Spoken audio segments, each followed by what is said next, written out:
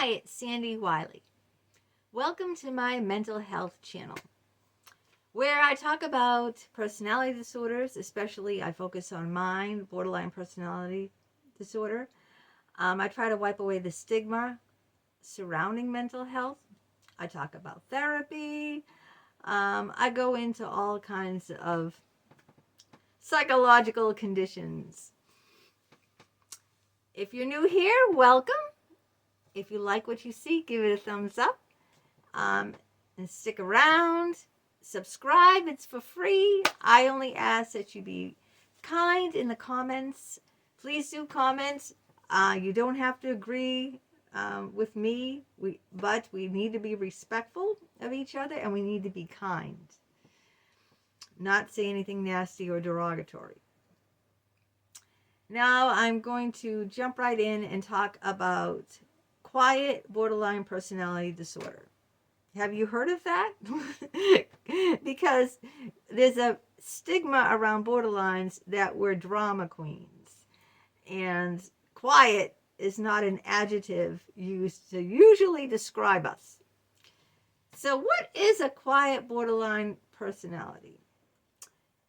It's an unofficial term for when you engage with symptoms inwardly instead of outwardly. Having quiet borderline personality disorder, also known as high-functioning borderline, means that you often direct thoughts and feelings inward rather than outward. So a quiet borderline would have all the feelings that I have, except they'd tuck them, keep them hidden inside. So, and this is like a perfect example. When I was a patient, I've been a patient for 16 years with Dr. Richard Geist. He was so callous and cruel to me towards the end of treatment. And he always told me I didn't need I didn't need as much therapy. I was getting better. I wasn't psychotic, and this and that. And I told him right to his face. I had no qualms in telling him, and no, actually I'm getting much worse, not better. You think I'm getting better because I'm quiet now. I suppress all the psychotic borderline rage. I drown it all in alcohol. I drink 5 vodka drinks a night. Never had a drinking problem before I went to therapy. Never, ever, ever. Started to become alcoholic in my 50s over the sexual abuse of 3 therapists. Look at my other videos, okay? So this, when I read this about the quiet borderline, I thought a lot about that. In the beginning of treatment with Dr. Geist, I was very loud and very, I showed my rage. I mean, I really lashed out. I even like scratched him in the arm one time. I hit him. I really acted. One time I slammed the door. It almost knocked the shelf out off the wall when I left his office, and I scared one of his wife's patients because him and his wife, she's a psychiatrist, he's a psychologist, share a very small waiting room. And I got really angry one time, and I slammed his door. I left the session early, slamming the door really, really loud. And his wife had to hold back her patient because she was frightened, frightened of me. And then she told Dr. Geist, she told her husband, look, she can't do that anymore. She's frightening my patients. So after all his ignoring me and I started drinking. I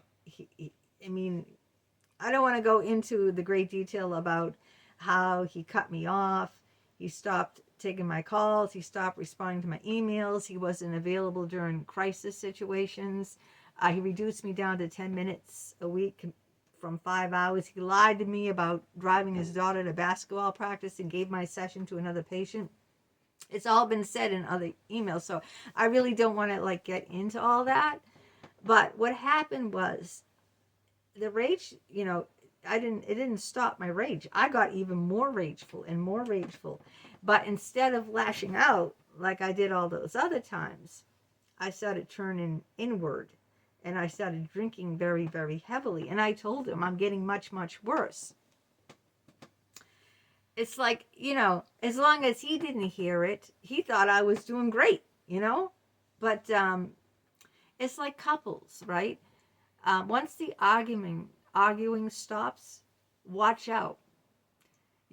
Some people think, oh, we're doing really good now. We don't argue.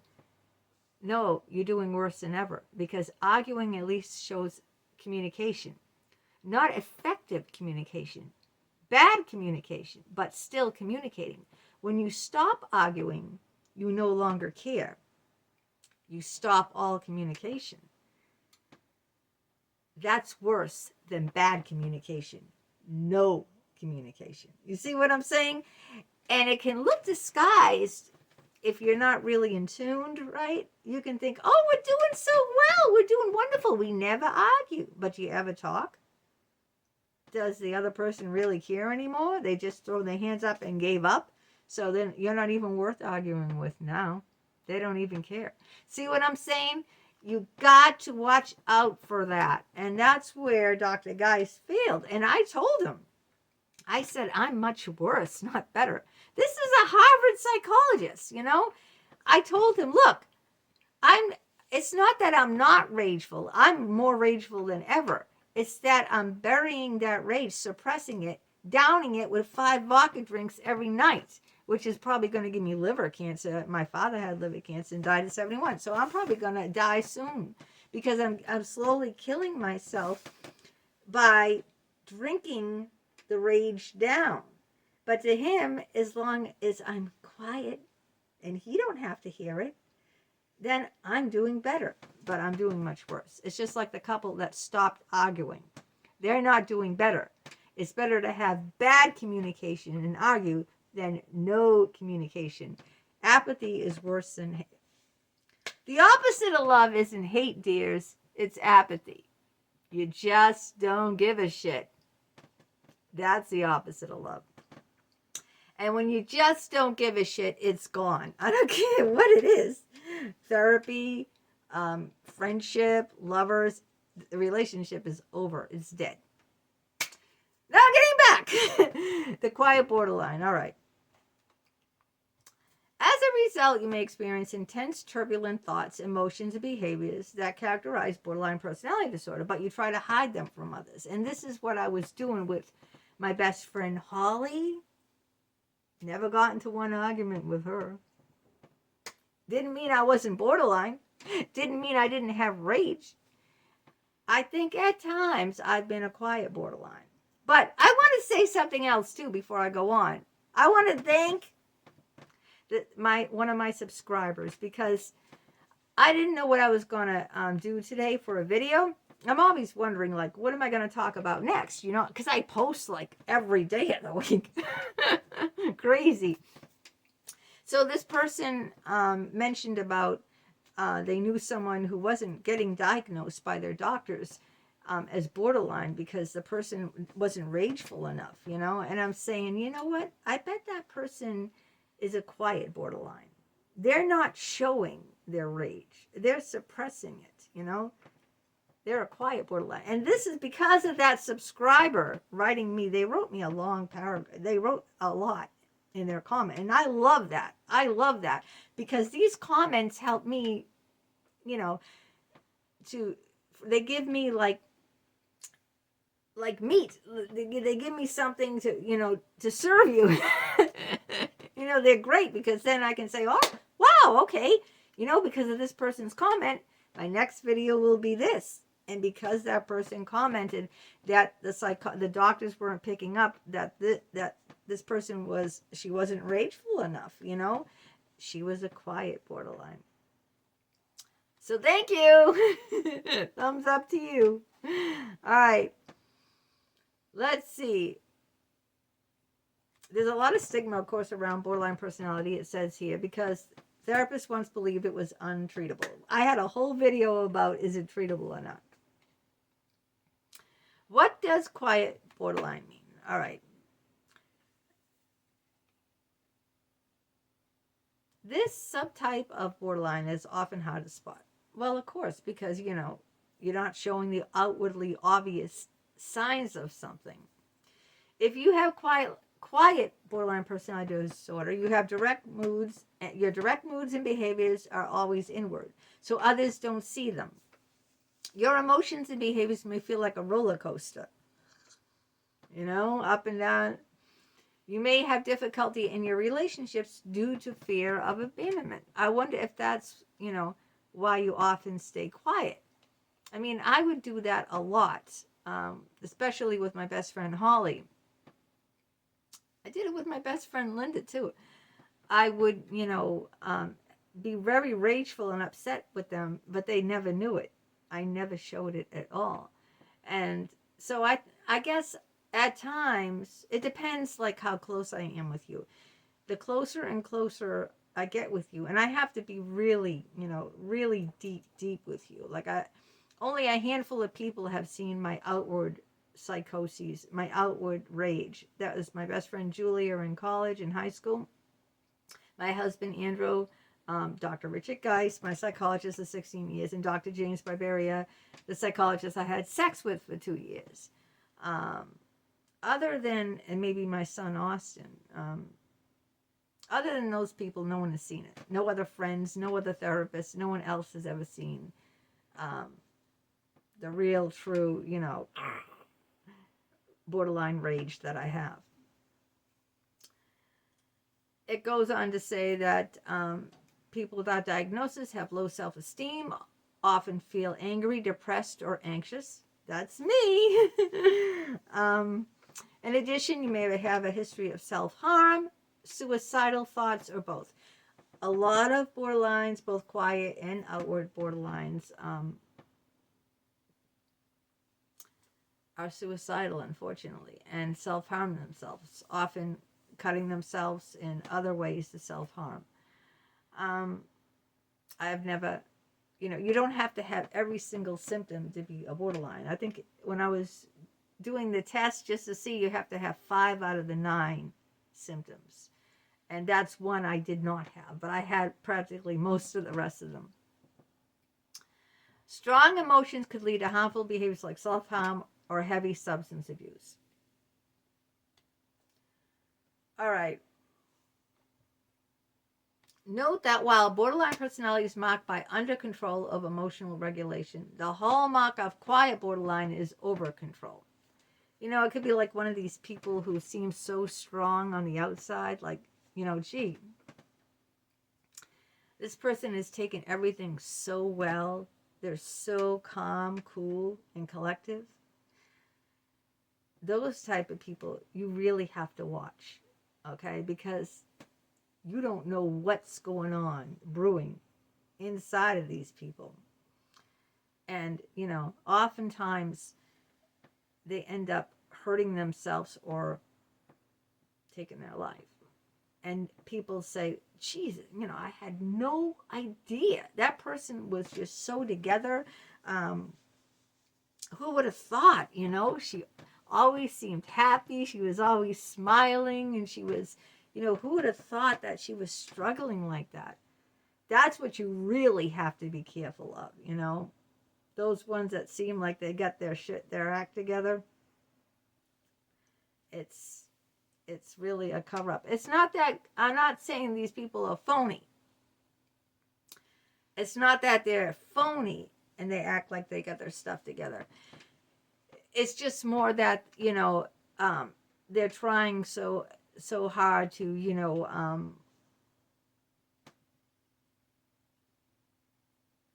I don't know how to describe it. How would I say? It's not that I was acting phony during those times. Well, with me, I doused it all in alcohol.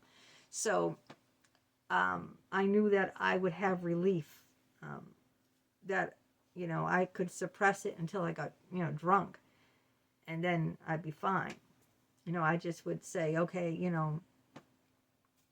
and maybe some people, do other things like hurting themselves and know that they'll have that outlet when they're alone and be able to release it. But they end up hurting themselves. You see what I'm saying? So,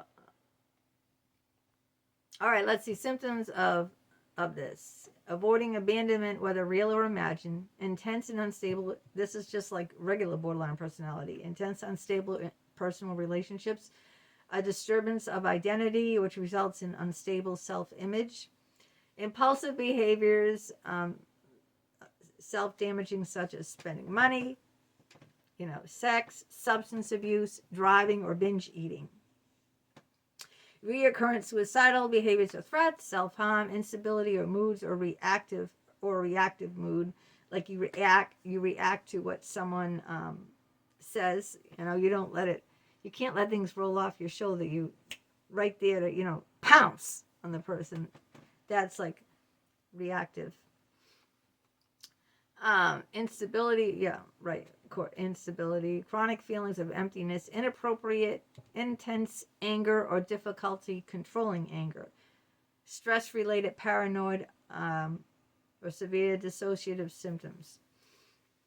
With quiet borderline, you're likely to try to hide these symptoms from others, resulting in intense periods of anger, guilt, shame directed toward yourself. You may hide impulsive behaviors or try to repress your moods. You might also withdraw or isolate yourself from others. I think that's what I'm doing now. I'm kind of like withdrawing from society because I feel like, when I'm not around people, they can't hurt me, obviously. I can't react to something if I'm not around it. See what I'm saying? Like if you have, it might be to the extreme, like if you have a fear of being stung by bees, you stay inside during the summer when the bees come out. Well, if I'm not around bees, I'm fine because I have an intense fear of bees. So I avoid the stimulus that scares me. Well, I am very reactive and have an intense feeling of abandonment, and I have reactive moods. So if I avoid people, then I can't react to something that isn't there, right? So that's how, that's what they're saying right here. You may fear rejection from others or become extremely sensitive to perceived criticism. And I think that's hyper sensitive as a borderline of to any kind of criticism at all. Even if people don't mean it as a criticism, I take it as a criticism.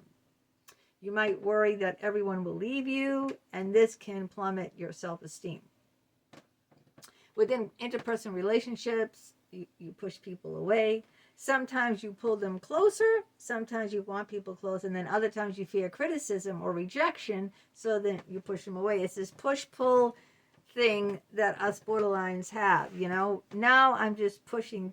I kind of like got it where I'm pushing people away because I'm sick of this push-pull. I get close and then someone always says or does something to hurt me. And then, I pull them close and push them away, then pull them close. So now to avoid all that drama, I just kind of, keep to myself and my family, my immediate family. And it seems like, I'm much happier like this because there's no drama. No one can hurt me because I don't allow, you have to be close, I don't allow anyone close enough to be able to hurt me. And what does it say? Well, they say DBT. Someone else mentioned, they said dialectical behavior therapy is often good for borderline personality. Someone mentioned that. I did have a therapist who did that with me, and I thought he was really great. His name was Will.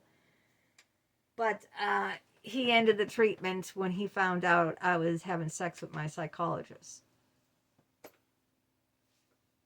So even though he could have helped me, he ditched me. It's always one thing or another, right? I guess they try to help you on your behaviors. They focus on what do you do? What can you do? He gave me homework too. What do you do when you have this kind of behavior? In the moment right then,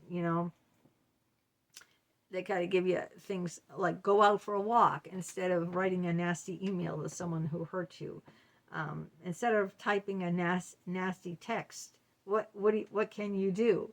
listen to music, put your headphones on, go for a walk. So they kind of like, you kind of come up with this, like, okay, I'm feeling this way right now and I want to lash out. So they kind of give you things to do that, you know, instead of lashing out or writing that nasty text or nasty email, like, go put your headphones on, listen to some music, go for a walk, take a nice, like, sudsy bath. I don't know, whatever it is that you come up with, and you try to, you know, supplement that, you know, activity for, you know, lashing out when you feel like lashing out. Of course, all I did was, you know, drink. These therapists caused me intense pain, and I turned to alcohol, and that is how I cope. Well, we all know that is not coping. So I hope that if someone isn't acknowledging that you are a quiet borderline, tell them watch this video. Watch my video, because just because someone is internalizing it, it can even be worse.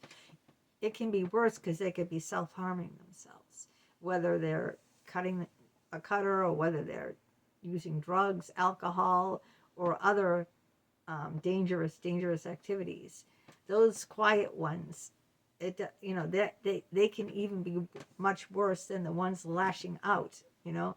So it's just like my Harvard psychologist, Dr. Guy, thought I was doing so much better because he wasn't, you know, seeing my rage anymore. It was because I was drinking. I was getting drunk every day, suppressing that rage drowning that rage in alcohol. So there you have it. Thank you, my subscriber, for helping me talk a little bit more about quiet borderline. And let me know what you think in the comments. I'll answer all your comments. As long as I don't have, like, as long as I don't get to the point where I have, like, you know, hundreds of people commenting. I mean, then it will be impossible to answer all the comments. You understand? As long as it's manageable, you know, I'm not going to say my channel is going to grow and grow to that point, but I mean, at some point, if it ever became where people, like, I get 100 comments a day, of course I can't answer all of them. But I'm saying for now, it's very doable that I can answer all the comments. So, and remember, be kind, because I won't answer your comment if you're nasty. I'll just ignore you. Okay.